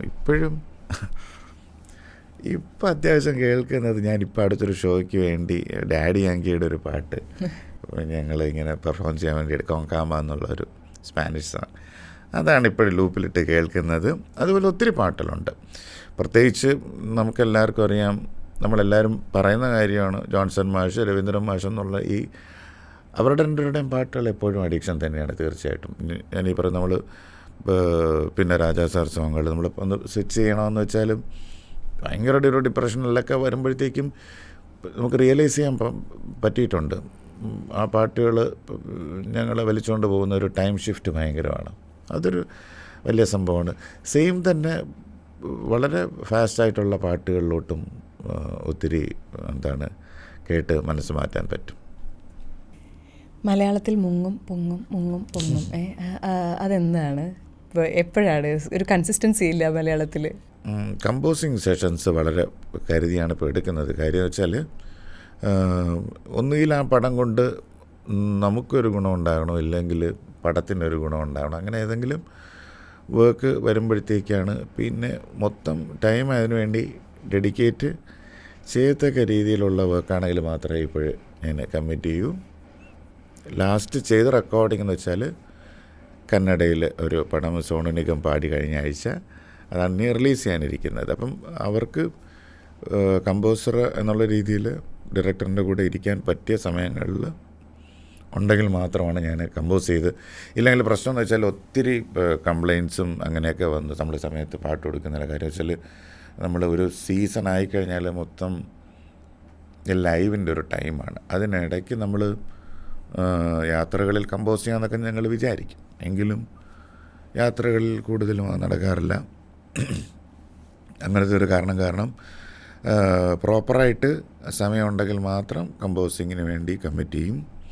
ഇപ്പോൾ ചെയ്ത് കഴിഞ്ഞത് മലയാളത്തിൽ ജയരാജ് സാറിൻ്റെ തന്നെ ശാന്തമേ രാത്രിയിൽ എന്നുള്ള പടം ചെയ്ത് കംപ്ലീറ്റായി എൻ്റെ പോസ്റ്റ് പ്രൊഡക്ഷൻ വർക്കിലാണ് ഇപ്പോൾ നിൽക്കുന്നത്. ചേട്ടാ, ഇപ്പോൾ പുതിയ പിള്ളേരുടെ പെർഫോമൻസ് എടുക്കുകയാണെങ്കിൽ ഇപ്പം ഡബ്സി, വേടൻ ഇവരൊക്കെ വന്നു കഴിഞ്ഞാൽ സ്റ്റേജ് അങ്ങ് കയ്യിലെടുക്കുക. ആ മുന്നിലിരിക്കുന്നവർ ഒരു വലിയൊരു എനർജിയാണ് നമ്മൾ കാണുന്നത്. അപ്പോൾ അവരുടെ ഒരു പെർഫോമൻസൊക്കെ കണ്ടു കഴിയുമ്പോൾ അതെങ്ങനെയാണ് അസസ് ചെയ്യുന്നത്? തീർച്ചയായിട്ടും ഈ ഒരു എക്സ്പ്രഷനും ഒരു അഗ്രസീവ്നെസ് ഉണ്ട്. അത് ഭയങ്കരമായിട്ട് എനിക്ക് ഇഷ്ടപ്പെടുന്നത്. അത് ആക്ച്വലി വളരെ പണ്ട് മുതലേ ഞങ്ങളുടെ മനസ്സിൽ ആഗ്രഹിച്ചിരുന്ന ഒരു കോൺസെപ്റ്റാണത്. പ്രത്യേകിച്ച് വേടൻ ഞങ്ങളിപ്പോൾ ഒരുമിച്ച് പെർഫോം ചെയ്യുന്നുണ്ട് ഏപ്രിലിൽ. അപ്പോൾ അവരുടെ ഒരു സ്റ്റൈൽ ഓഫ് സിംഗിങ്, പിന്നെ അവർക്ക് പറയാനുള്ള മെസ്സേജ് മ്യൂസിക് വഴി കൊണ്ടുവരുന്നു. അതും ഈ ഫിലിമോ അങ്ങനത്തെ ഒരു മീഡിയത്തിൻ്റെ ഒന്നും സഹായമില്ലാതെ ഇത്രയും മ്യൂസിക് വെളിയിലെത്തിക്കുക എന്നുള്ളത്. ഇപ്പം ഡബ്സിയുടെ സോങ്സ് ഞങ്ങൾ ഷോസിന് പാടുന്നുണ്ട്. അപ്പം അങ്ങനെയുള്ള പാട്ടുകൾ അല്ലെങ്കിൽ അങ്ങനത്തെ ഒരു കോൺസെപ്റ്റ് കൊണ്ടുവന്നത് എനിക്ക് തോന്നുന്നു ഇപ്പോഴത്തെ മ്യൂസിക് കണ്ടീഷനിലും ഏറ്റവും ഒരു ഭയങ്കര ഒരു കാര്യമായിട്ട് തോന്നി. ഇത് ഒത്തിരി പേർക്ക് ഇൻസ്പിറേഷനാണ്. ഒത്തിരി അങ്ങോട്ട് വരുന്ന മ്യൂസിക് പ്രൊഡ്യൂസേഴ്സിനാണെങ്കിലും സിംഗേഴ്സിനാണെങ്കിലും ഇതൊരു ഭയങ്കര ഒരു ഉത്തേജനമായിട്ട് എനിക്ക് തോന്നിയിട്ടുണ്ട്. അപ്പം ഒരുപാട് സ്റ്റേജ് ഷോകളിൽ ഇനിയും കാണാൻ ഭാഗ്യം ലഭിക്കട്ടെ. ലജ്ജാവതി ചേട്ടൻ പറഞ്ഞ പോലെ ടൈം ഇച്ചിരി, പക്ഷേ സാരില്ല, പുതിയ ലജ്ജാവതികളും അഴകാലിലും മഞ്ഞച്ചാലിലേക്ക് വരട്ടെ എന്ന് ആശംസിച്ചുകൊണ്ട് ഡ്രീം കം ട്രൂ ആണ്. കാണാൻ ഒരുപാട് വർഷമായിട്ട് ആഗ്രഹിച്ചിരുന്ന ആളാണ്. Thank you so much. Thank you. ഇത്രയും സമയം തന്നതിന് താങ്ക് യു സോ മച്ച്. ജോലി നേടാൻ ഒരേ ഒരു entry. Entry app download now.